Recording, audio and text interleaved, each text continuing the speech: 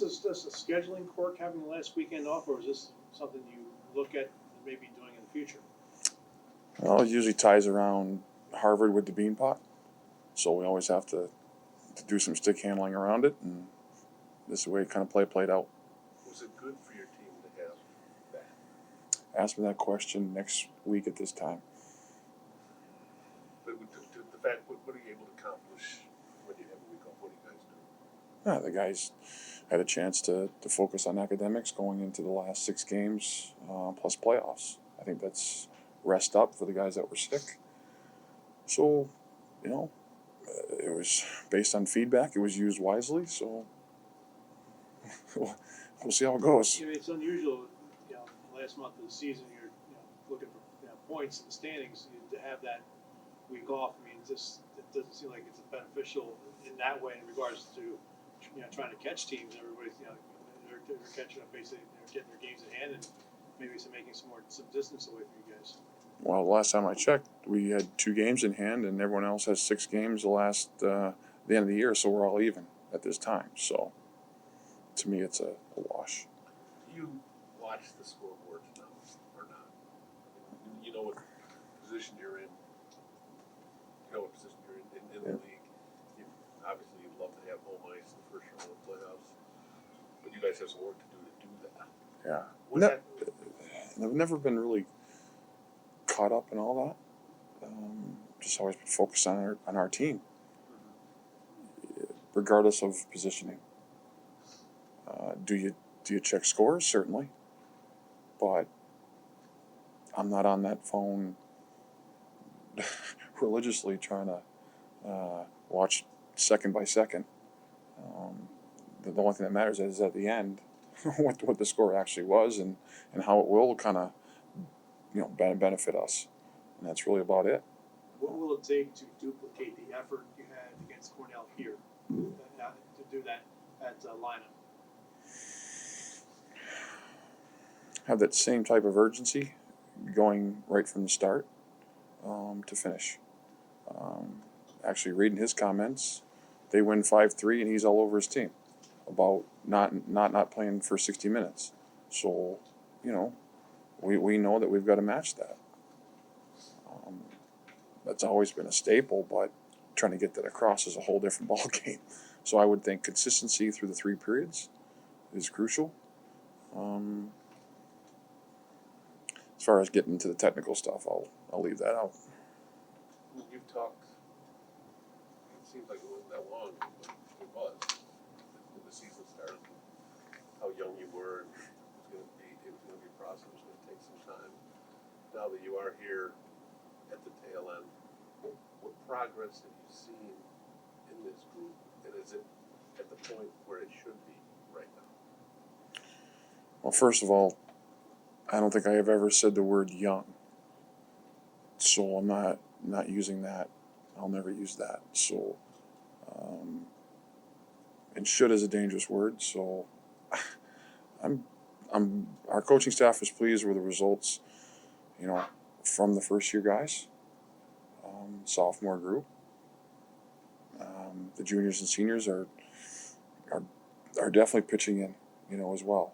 So, collectively, it's it's not the record we wanted, but it's you are what you are.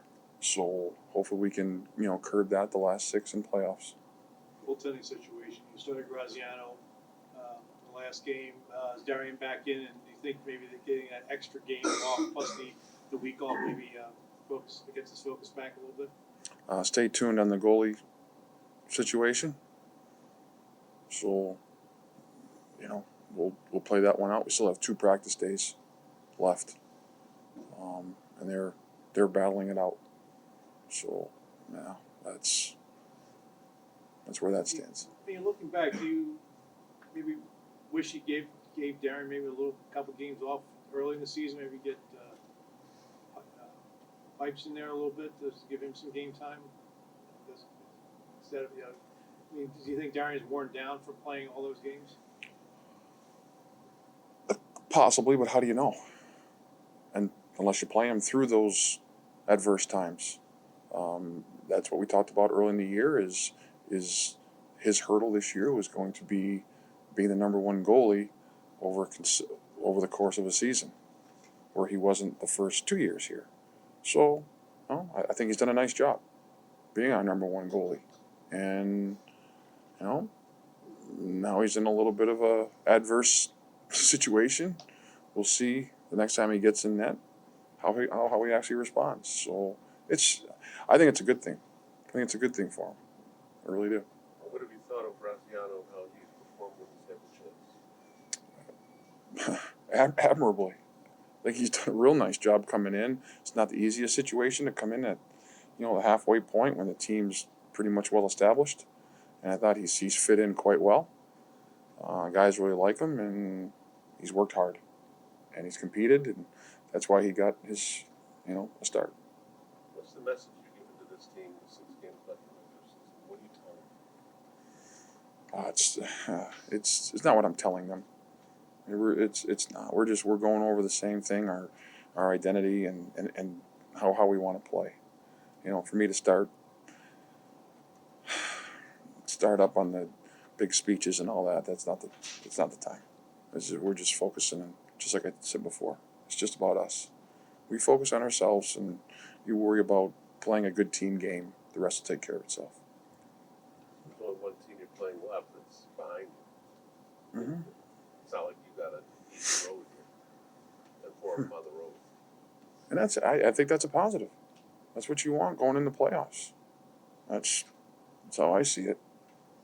And the tougher it is, these last 6, it's only going to help you. You get battle tested for playoffs. And they have a bye week. Did you like it or not? It just hasn't happened in the 3 years that I've been here, so I don't think it was that bad. Can it be beneficial heading into the final 6 games to have a week off to sort of, recharge? I guess you could say that, yes. Are you recharged? Yeah. You guys got 6 games left. All you have to do is look at the standings. You know where you are. You have a lot of work to do if you're going to get home ice. Definitely. What's the mood like as you head into the last 6? I think for the past week and a half, we've just been preparing the best we can. I think the lines are the best they have been in a while, and I think after our win against Dartmouth, we've just been preparing for Cornell and Colgate. Not easy places to play, right? No.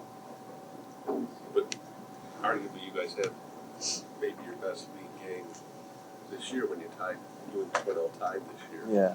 And they're supposedly one of the top teams in the league. What kind of confidence does that give you knowing the way you played against them the first time? Yeah, I definitely think it gives us a little confidence knowing that we can compete with a team like that. Obviously, it ended in a tie, so we're looking for a win this weekend. How confident are you in this team that they can get moments? Our team? Yeah. Oh, I'm pretty confident. We still have 6 games left. Anything can happen, so I think we're just going to try to prepare and practice and be the best team we can be every weekend. It sounds so simple, Yeah. even though it's not. I know, right. What has to happen?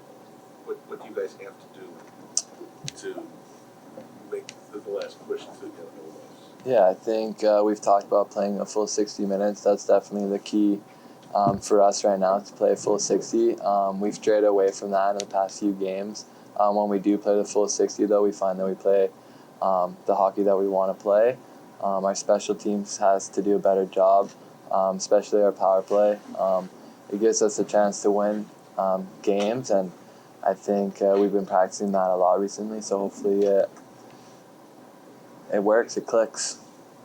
So there isn't any, hey, well, we're just hoping the season gets over. You guys want to be able to go deep into the postseason. Definitely, yeah. It's not over yet. We have 6 games, like I said. There's still room for points to be taken, and we played every single team, so we know what we're going to face, and we're preparing.